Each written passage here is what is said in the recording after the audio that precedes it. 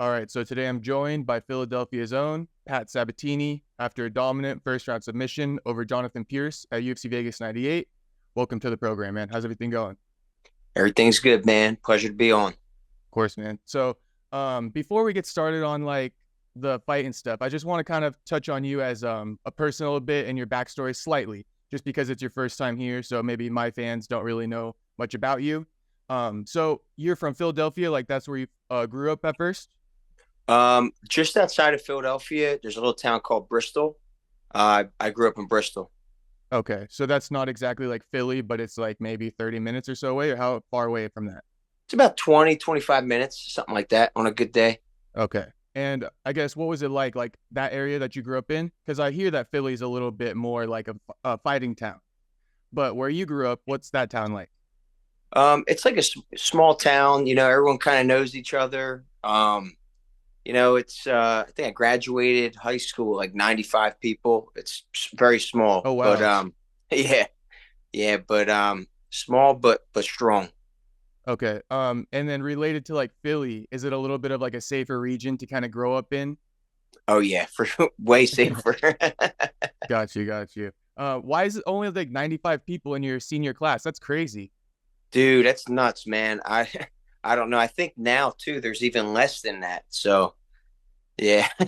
What kind of city or town is it? Like what's going on over there? We're right on the Delaware River, just across from New Jersey. I grew up in Bristol Borough, which is real small, but then there's Bristol Township, which is pretty big, and they have I think like three or four high schools. Okay. And then just the area you grew up in, is there like what's the jobs out there? I'm just curious because you said it's so small. So like why don't people really live there? I don't know. I think it's probably the size of the town. It's like probably like maybe just a couple square miles, dude. It's real small. Okay, got you. And as far as like fighting and stuff, how did you get into it? Did it have to do with where you grew up and stuff? So I was getting bullied when I was a kid, and my parents got me into karate. And my instructor, my original instructor, Tom McGonigal, he started getting into Brazilian Jiu Jitsu, and I got into Jiu Jitsu and loved it. From there, got into wrestling, and then when I was 17, I was like, you know what, I want to fight. So I fought my first couple amateur fights at 17 down in Delaware, and been loving it ever since. Okay. So you were doing jujitsu like before high school or something, like maybe in middle school? Yeah, I think I started jujitsu around, I was probably like 8 or 9 years old, I would say. Okay. And then when high school came, was that like a natural transition to do wrestling or something like that? I started wrestling in seventh grade. I think I was 13 years old. I originally didn't want to wrestle, but really close friend of mine, he's actually in my corner a bunch of times too. His name's Joe Goslin. He kind of got me into wrestling.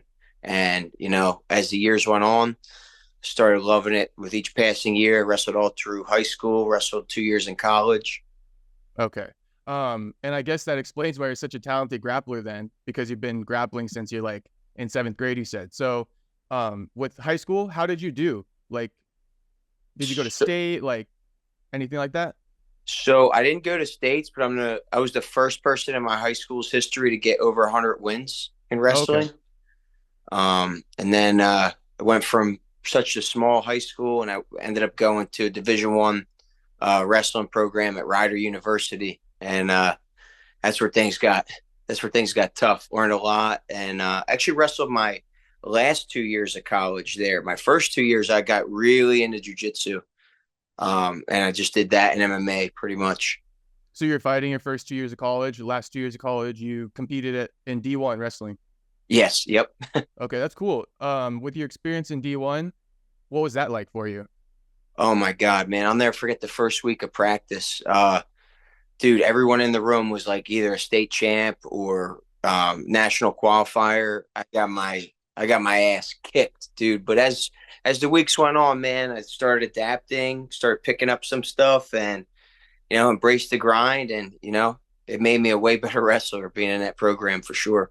Okay, for sure. And because you touched on it, I don't want to brush past it, but you said that you got into everything because you're getting bullied a little bit. Yeah. What age was that when you were kind of getting bullied if you started jiu-jitsu at like seventh grade?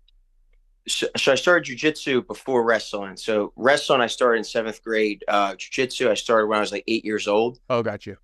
But my parents got me into karate when I was 5 for self defense. Because, dude, believe it or not, I, I had a kid try to stick my head in a urinal. He didn't do it, but yeah, dude. After that, I'm like, oh, dude, I gotta learn how to defend myself, And then, it's been a wrap since then. Got you. And if you don't mind, just like what happened? Why did he try to do that to you, that kid? Were you guys just being kids arguing and something happened, or he was a bully? Dude, he was the bully, man. I went to a Catholic school up until like sixth grade, and everybody avoided this kid. He was bigger. He picked on everybody, man, and he was picking on me up until like fifth grade, and then fifth grade, man, I let him have it, dude. And then after that, we became friends. Okay. Let him have it as in like you beat him up or what? Yeah, man, I was eating a sandwich at lunch, and he came over and smacked me in the nose, and I put the sandwich down and just started teeing off. And then after that, we were good. Got you. So that was after maybe a little bit of training or something like that. You finally were able to stick up for yourself. But that continued after the urinal. He kept messing with you? Yeah, like we'd have a couple scuffles here and there, but it would come and go. It wasn't like a constant bullying thing. But that one day in fifth grade, man, he just overstepped the line, and I had to put him in his place. Yeah, that's what you have to do. Even if you might get beat up, I hear that, with the bully and stuff, you got to stand up to him. So you did the right thing there. Absolutely, man. You gotta stand for something. You're gonna fall for everything, right? Yeah, very true, very true. Okay, so now more up to current. It's been about a year since you fought, right? You Mhm. you were coming off a loss to Diego Lopes, and Yes. then I believe you had another fight scheduled early this year. That one fell through. So now, um, last weekend you fought Jonathan Pierce, dominant win. But I just want to ask you previously, with the year layoff and stuff, how were you feeling about that? So I feel like it was definitely in the back of my head, like, wow, man, I'm probably gonna have ring rust, this, and that. But I started working with a sports psychologist back in March, and I seen a difference almost immediately from a mental aspect. And I got to be honest with you, you can look at all my walkouts, you can look at all the times I've been in the cage for the fight introductions, and like even in my face, I kind of looked way different this time, way more relaxed, way more present. And honestly, it's the most calm I felt in the cage in my whole career. Oh wow, okay. Yeah, I noticed too when Jonathan came up to you, like face to face in the beginning. When they pan back to you, you're just like stretching out your arms and stuff like that. You seemed a little bit relaxed when he was like right there in your face. For sure, man. He as soon as his walkout song came on, it kind of got me hyped up. He came out to ACDC Dynamite, kind of TNT, kind of got me a little hyped up. But as he was like approaching me in the cage and bouncing, I was just trying to stay calm and not feed into the mind games. Yeah. So with the sports psychologist, what made you kind of seek that out in the first place? Did it have to do with the previous fight with Diego or something like that, or maybe even like before that? I just felt like the last couple fights, I actually felt like two different people, with the whole fight and leading up to the fight, man. And I always knew that I had potential, but I feel like this obviously would be my best friend or worst enemy. And I'm like, I got to be able to control this in order to perform out there, because I feel like once you get to this level and higher, it's not so much who's better, it's who can show up at the right moment and do the right things. And, I started with the sports psychologist. I was like, let me give this a try. And dude, after the first session, I felt a difference. And just in my life in general, because right around that time in March, right around when I was supposed to fight Nate the Train, I actually had to get a surgery. I had a meniscus tear, and it got really bad, and I ended up having to get some of it snipped out. But dude, the knee feels so good right now. It felt great in the fight, but healing from that, getting back into training, and the psychological aspect of things, I feel like really progressed, in a good way. Yeah. So it's also having to do with like a surgery and just all these things you're probably dealing with, right? That kind of like got you to seek the therapy in a way to just get your mind right. Yes, and I wanted to be able to, fix this problem I had with this, and be able to turn on and be consistent with my fights. Where I feel like, this one, and when I fought Lucas Almeida, I felt so like clear, so confident, ready to go. Where when I went against Diego and Damon Jackson, I kind of felt mentally defeated Going into it beforehand. or something. Yes, Okay. That's actually a good I'm glad you shared that because what I think, right, when you bring up the mental side is that it's so easy with all the pressure going into the fight. It's so easy to kind of pack it in, right? Because you want to get out of there. You're dealing with a lot while you're in there. So I totally can relate. Even like you can kind of like see it with people, for example, right? If you're like in the gym or something like that, people will stop doing push-ups or something like that just because of their mind, I feel like, before the body's actually done.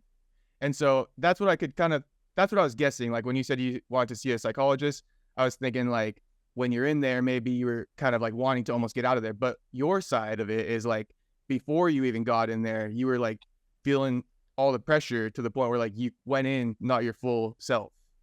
exactly, man. And I had like some mishaps in camps leading up to those fights that kind of like get the best of me. And obviously, if you're not mentally where you need to be, you're not going to perform how you want to perform. Yeah. So that's pretty cool. And it's so much about the mind. You see like these guys in MMA. I think MMA is different than boxing in this sense because the mind can even get a guy who's got less skills the victory just because Dude, it's you like see it so all the time. gritty. You see it all the time. Yeah, man, there's a lot of fighters out there where I feel like their skills are not the best. They make mistakes, but the willpower and just they're so mentally strong that they can get the job done. Yeah, one guy that comes to mind off the bat is a Tony Ferguson. As he got older, he wasn't able to like will things into existence, but now you can kind of see like, oh shoot, he wasn't so technically sound back in the day. He just willed all these victories. Dude, he used to put on such a pace, man. They called him the boogeyman for a reason. El Cucuy, yeah. I I loved watching which fight did I really like of his? Oh, when he fought Barbosa. That's That the was one a I was thinking about too. crazy fight, dude. Yeah, Crazy. because he took it from Barboza and then he ended up submitting him. But he was so bloody in that one, it was crazy. It was almost like he's like, oh, you can hit me. I don't care. And I'll just keep coming forward, throwing everything at the kitchen sink at you. And that's the kind of fighter he is, man. Yeah. Okay, and then now with Jonathan, very dominant submission. But going into the fight and stuff, it was a very quick fight. But could you break it down for me? Because it was like you were dominating from about 5 seconds into the fight. Yeah, I knew that he liked the rear teeps. I knew he was going to use his jab and his range, and look for like knees, uppercuts, and whatnot. But right before the fight, I kind of got the vibe that he was going to come out very aggressive. I think he was going to come out. Even one of my coaches, John Marquez, is like, Pat, he's coming in hot. So as soon as the fight started, I angled off. I went to southpaw. I just threw a left kick as he threw a right kick, and he kind of like scooped my leg a little bit. I kind of got my leg out. I threw like just a short spinning back fist, and he came forward. I think to throw an uppercut, and as he came forward, I just went head outside single, cut the corner, and then I was kind of on the back and progressed from there. Yeah, it was a clean takedown. Was that something you were kind of like practicing going into it? Absolutely, man. There's a couple ways I like to get in and finish these takedowns, and that's definitely one of them for sure. We were practicing that a lot. Okay. And then it looked like the biggest battle before you got the submission was that body triangle. He kept trying to fight it. You eventually got it. And pretty much after you got the body triangle, you got the rear naked choke. I kind of noticed that this is why I want to ask you because I don't know for sure. Yeah. But it looks like when you were on top of him, you were getting him to like go belly down in a way to like so then because like 2 or 3 times he kept going like belly down and then building back up to his knees. Do you think he was like going for broke there, trying to get up, or was that something you were forcing him into? I noticed he would get his back taken in certain fights, and he would use it to his advantage in a sense that he would buck the person forward, which I think he did to Brito. Or he would just he would build a base very well. I was very impressed with his ability to get up to his feet and, fight the hands. And most people will get tired doing that, but I do it so often that I was kind of programmed and kind of conditioned for that kind of battle. But I knew that I wanted to get to that back and hopefully get that body triangle and just proceed from there. Okay, so it's more so you were kind of expecting him. That's how he kind of gets out of these back takes, is he gets on his knees and starts to build up. And Yeah, you're he kind of anticipating that. 100%. I noticed like he wouldn't really play guard much or look for certain looks off his back. He wanted to build a base, get back up, and either impose his will on the wrestling or get back to his striking. Okay. And the way you got that in, it just seemed to like slip right in. It might have been a mental lapse on his end, or I don't know what it was. But how'd you get that in there? Was that something you were doing as well? Like, did you lift up his chin to get it in, or what happened So, there? so it's all about head position. Me and one of my teammates, James Lyons, we've been working a lot of, we'll get to the back, getting the proper head position. But I've also been practicing just getting that bite, whether it be here, and even if the chin's down, even if a finger's in there, I'm just gonna squeeze and twist till the fight's over. Okay. Did you just like squeeze under, like it just popped under his chin or something? Because it was under his chin so quickly once his back was on the cage, or your back was on the cage. Yeah, he was hand fighting very well. But once I got that one arm around and had my head position and got this, I try to cover the wrist with my chin and just squeeze and twist. As soon as I felt it go on there, I was like, "Oh, it's in. We got to finish this." Yeah. Okay. And I got two questions just off of this one, but Sure. I don't want to forget this one. Joanderson, right? Brito. Yeah.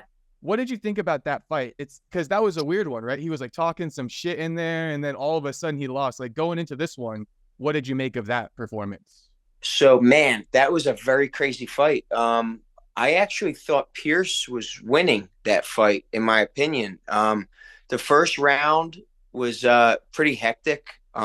Brito's very aggressive, but I thought Pierce did a good job of counteracting that a bit. And second round came out, Pierce took him down, was controlling him, and then I did hear the shit talk. I was like, oh man. And then he got up and got him in that ninja choke. But I thought it was a very competitive fight.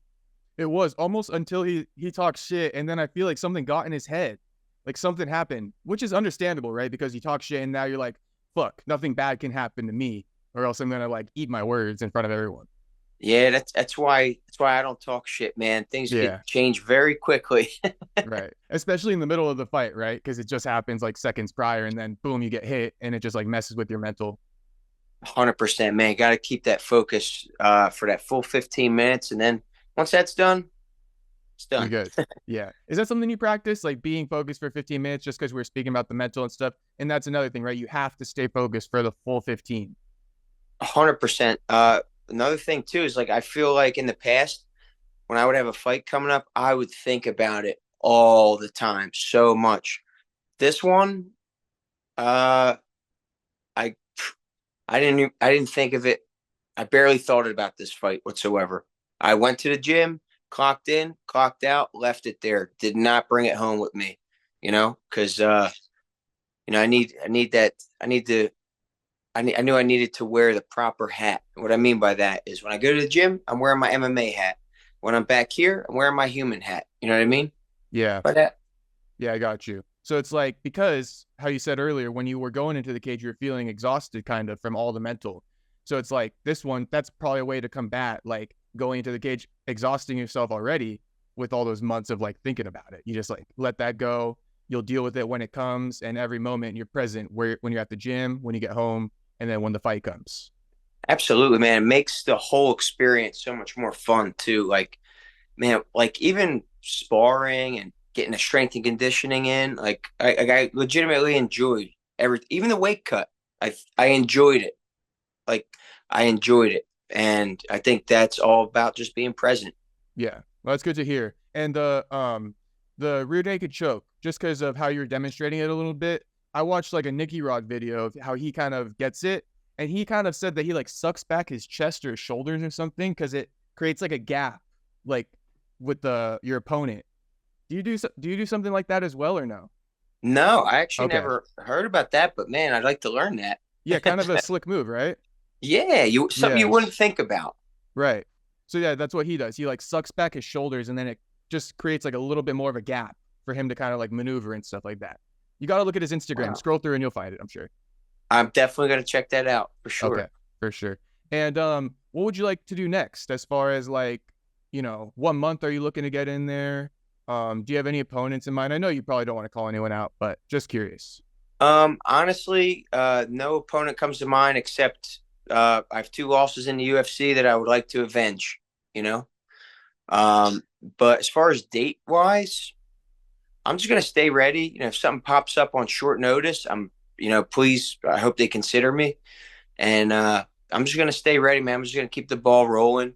I'm already back to training, already back to sparring and stuff. So yeah. Okay. Before end of year or 2025 at all? Any idea on that? I have no idea off the top of my head, but if the opportunity presents itself before then why not? Yeah. Okay, for sure. And because right, Damon Jackson, he's a lightweight now, so now it's more so gonna be Diego Lopes you can get that rematch with, but it's looking like you got to win a couple more. For sure. But even with Um, the Jackson one, I would go up to lightweight for that one. oh, you would? Yeah, Okay, for why sure. not? That sounds fun. Yeah, for sure. Yeah, I like it when you guys just like do whatever, kind of like you'll move up, you'll move down, fight anyone. Of course, man. Right.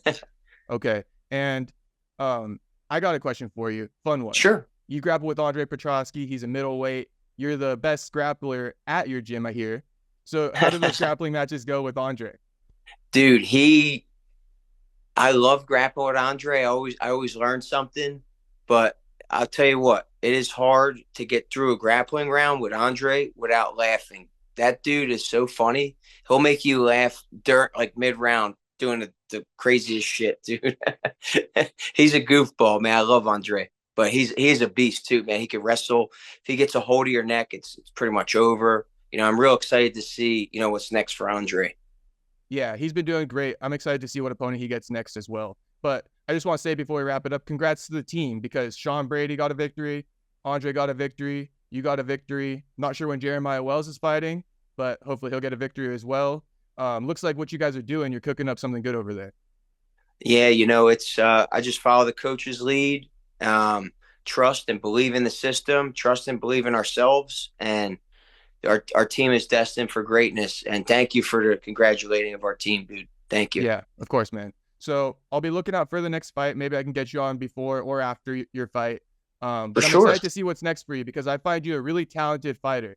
And I just want to Thank you. say that, like, sometimes you see these fights going on that aren't like super, I guess, skilled. But every time I see you in there, I think you're a very skilled fighter. So I love watching you fight, actually.